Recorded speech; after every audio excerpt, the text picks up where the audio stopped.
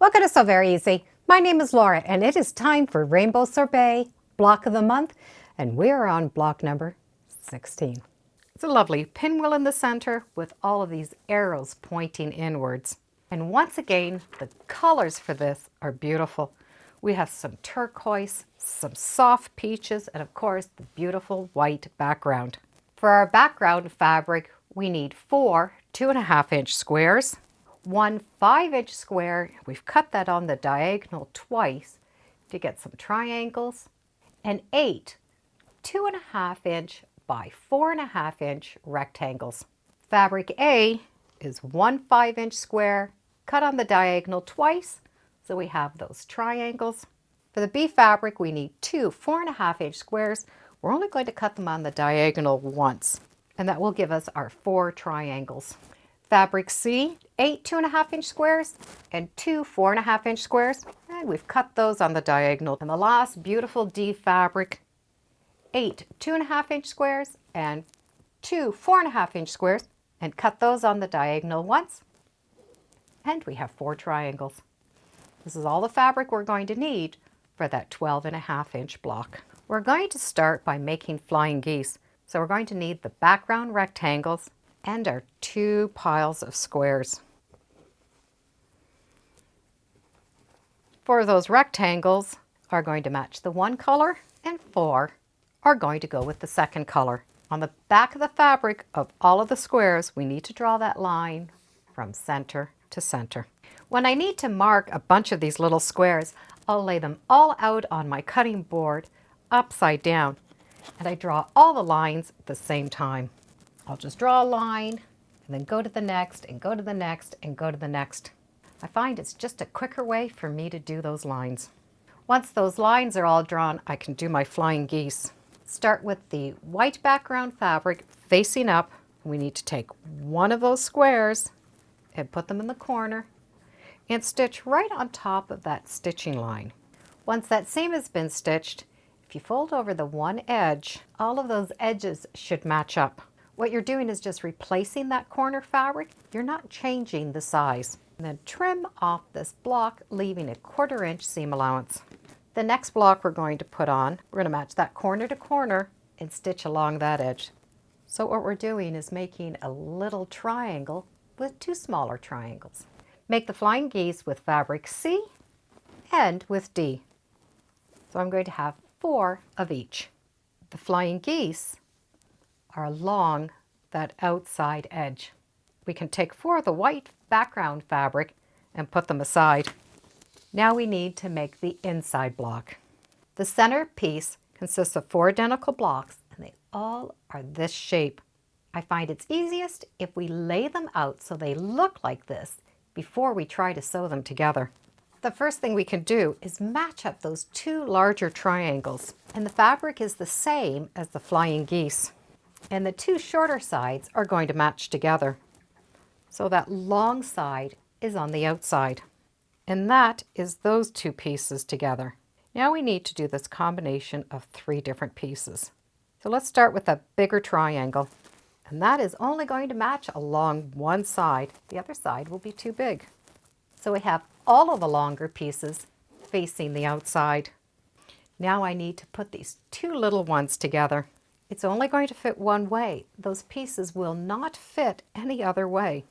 So that leftover piece is going to fit here. Again, you can see it's only going to fit one way. By having them laid out this way, gives you a chance to make sure that you have all the blocks going in the right direction. I'll be making 4 identical blocks, so I have all of my stacks in piles of 4. We're going to sew these together in sections. Then the last seam is going to be a center seam going from corner to corner. So by just separating them, you're going to be able to decide what you want to sew together first. You can sew these 2 seams together or these, but they both will need to be done. We're going to be able to match up those pieces, and those seams will match, and stitch that 1/4 inch.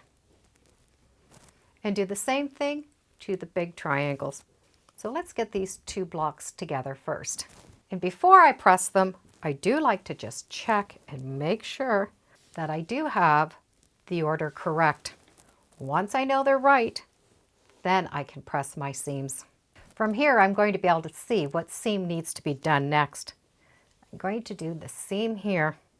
When you go to match up these two edges, you might find that your triangles are not exact. That's fine, because when this block is all stitched together, we're going to trim it down. It'll be easier if we match this top edge right to that corner and stitch down.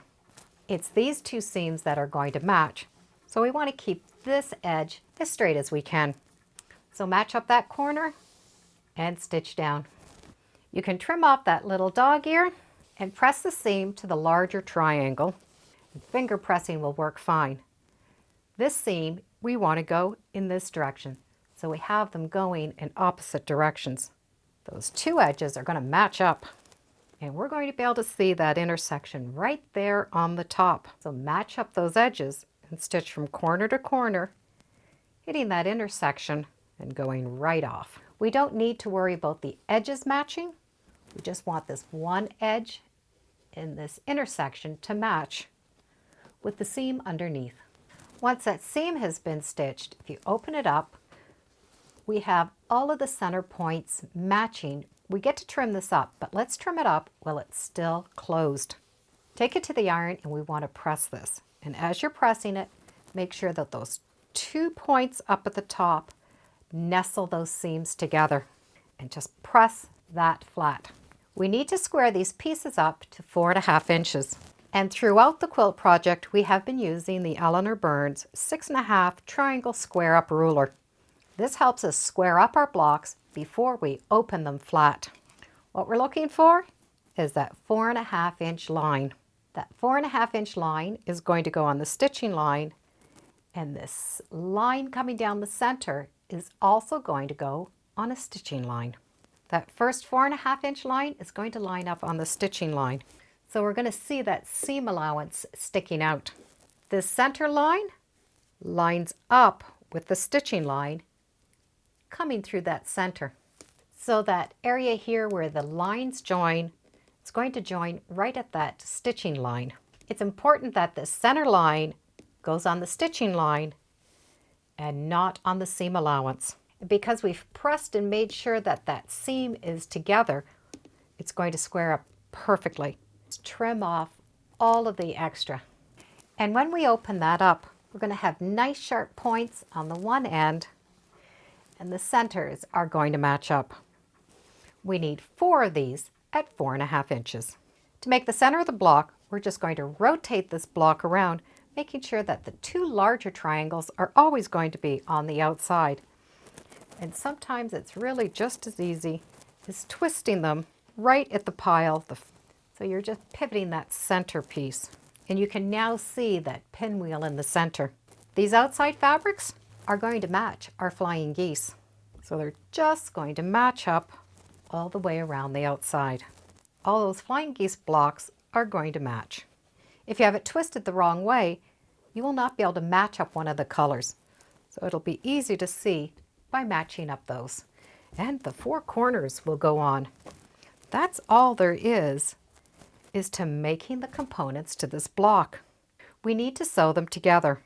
I want to sew my 4 corners together first because they're all identical. We can take this and rotate it right back, and those squares are going to be the same. These are also going to be the same. So I can just lay them all out in a pile. 4 corners. I like to lay it out full once, and that way I can see what it looks like, and it gives me a better idea on how I can put it together. And then I'll restack them and bring it to the machine. I'm going to be able to take one of those flying geese and sew it onto a corner, and it won't matter which one you choose. You can sew it onto the one or the other. The next seam, we're going to put the flying geese onto the one block, and then this will fit right on top. And we will have the 4 corners done. With those 4 corners done, we're going to be able to just sew them together. We'll do the 2 blocks together and then put those 2 together. And the block is done. If you've been following along, you know that I've been working on a secondary block from my scrap fabric. I started with a big floral print so I could get lots of different colors and pulled in all of my scraps. I'm using the same pattern and making the same pieces. However, I'm changing the background fabric from the white to the dark. But other than that, the pieces are the same. I still have those 2 little triangles with the 3 larger triangles. And I'm going to place those all the way around. So I still have the pinwheel, but the white is my dark. So it's opposite. I'm still going to match up the flying geese the same with both of those outside colors and then the 4 corner blocks. There is quite a big difference between the block in the dark version and the light version. And we can still change these up a little bit. These are the same size, so they could be switched. With the center pieces all at 4.5 inches, we can twist them so that the pinwheel is not in the center. By rotating it just 1 turn, it gives it another look. Let's rotate it 1 more turn. Still another look. We can rotate this 1 more time. So the smaller triangles are now facing out. Not only can we change those top pieces, we can rotate them. This block can be changed in many, many different variations. I'm going to put the block together the same as the original. Same block, same size, same pattern, but it is a totally different look. The Rainbow Sorbet block and the Scrappy block, they're both beautiful blocks. I'll put a link in the description to Quilting Confections where they have the free pattern so you're able to follow along. And we only have a couple of more blocks to go. Thank you for joining me today on Sew Very Easy. Feel free to subscribe and as always, come on back. Let's see what we're sewing next time in the sewing room. Bye for now.